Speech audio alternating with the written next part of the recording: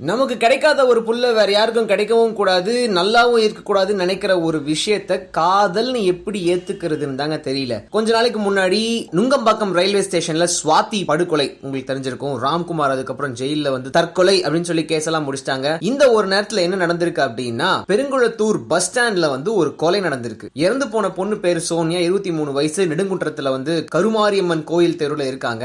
அதே தெருவுல வந்து வேற ஒருத்தர் பிரசாத் அப்படின்னு சொல்லிட்டு 24 வயசு, ரெண்டு பேருமே ஒரே தெரு அப்படின்றதுனால நெருங்கி பழகி வந்திருக்காங்க. கொஞ்ச நாளா வந்து பிரசாத் கிட்ட சோனியா பேசுறது இல்லையாமா. என்ன காரணம் அப்படின்னா, அவரோட நடவடிக்கைகள் பிடிக்கல.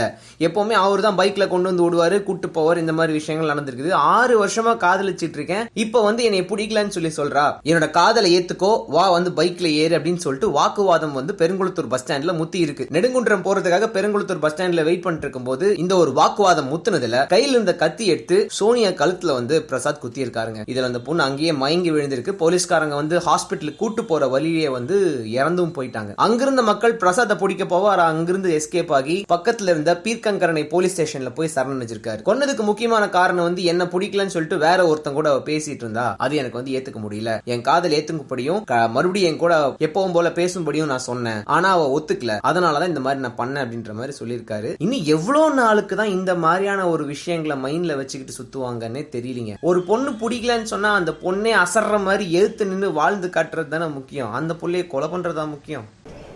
இன்றைக்கு அவரை இழந்து இந்த தமிழகம், அதேபோல அவருடைய கட்சியை சார்ந்திருக்கக்கூடியவர்கள் எந்த அளவிற்கு வேதனைகள் இருப்பார்கள் என்பது எல்லோருக்கும் நன்றாக தெரியும்.